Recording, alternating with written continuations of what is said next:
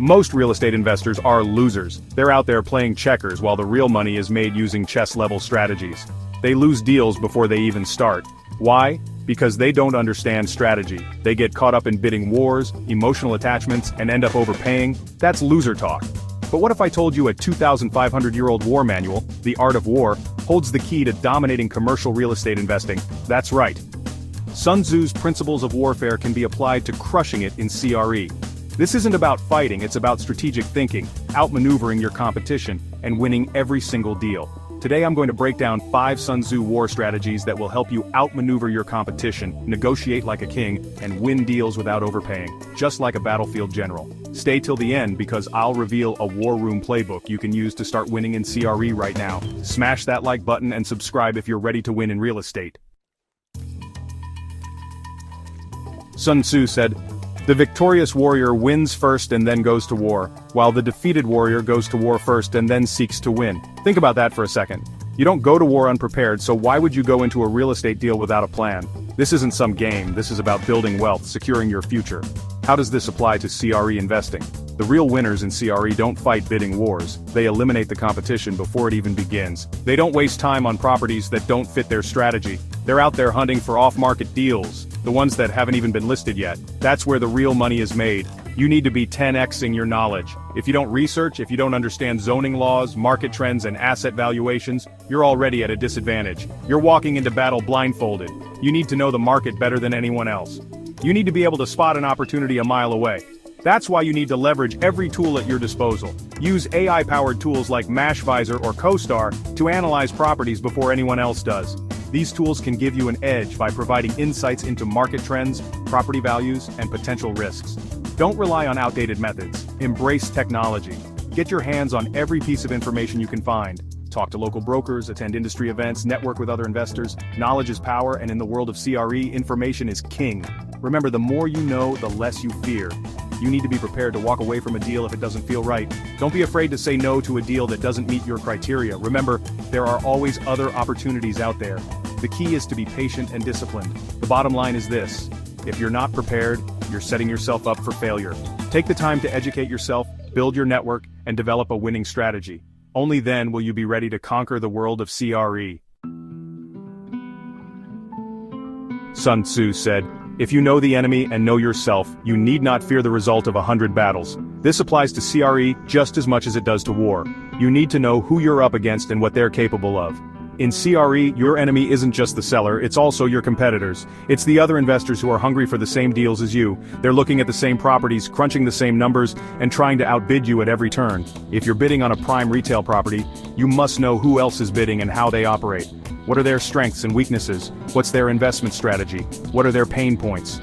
Once you know your enemy, you can start to exploit their weaknesses. Don't be afraid to get your hands dirty. Dig into their past deals, analyze their investment patterns, and figure out what makes them tick. The more you know about your competition, the better equipped you'll be to outmaneuver them. But knowing your enemy is only half the battle. You also need to know yourself. What are your strengths and weaknesses as an investor? What's your risk tolerance? What are your investment goals? Once you have a clear understanding of your own capabilities, you can start to develop a winning strategy.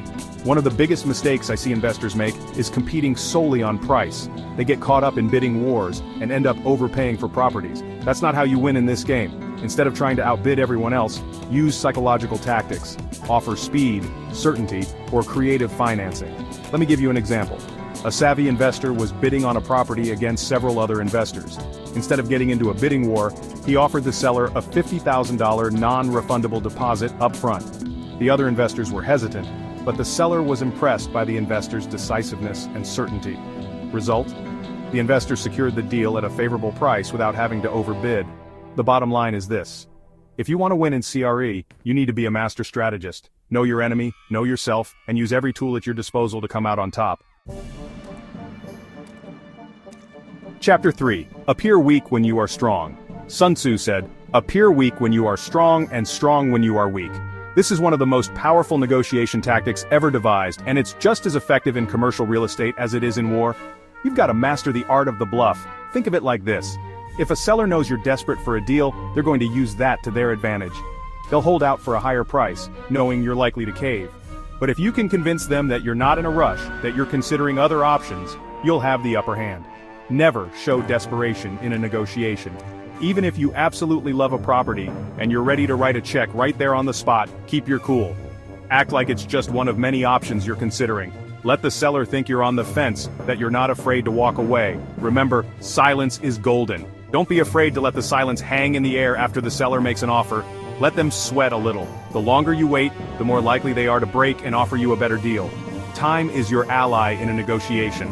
The longer a seller waits for an offer, the more desperate they become. They start to doubt their asking price. They worry about the deal falling through. Use that to your advantage. Let me give you a real-world example. A multifamily property was listed for $5 million. An investor came in and offered $4.5 million, which was a fair price but below the asking price. The seller was hesitant, but the investor didn't budge. He walked away from the deal, knowing that he'd left a lasting impression. 3 weeks later, the seller called back. The property hadn't sold, and they were starting to get nervous. The investor ended up closing the deal for $4.6 million. He appeared weak when he was strong, and it paid off big time. The bottom line is this: negotiation is a game of psychology. The more you can control the emotions in the room, the more likely you are to come out on top. Chapter 4. Opportunities multiply as they are seized. Sun Tzu said, "Opportunities multiply as they are seized." In other words, momentum is everything. The more you win, the easier it becomes to win again. This is especially true in commercial real estate. Your first big win fuels future deals. It's like a snowball effect. Once you've got one successful deal under your belt, it's easier to attract investors, secure financing, and find even better deals. Think of it like this. You've just closed on your first major commercial real estate deal. You've proven yourself to be a savvy investor, someone who can get the job done. Banks are more likely to lend to you, investors are more likely to trust you with their money, and sellers are more likely to take you seriously. Now is not the time to rest on your laurels. Use your first commercial real estate success as a springboard to bigger and better things.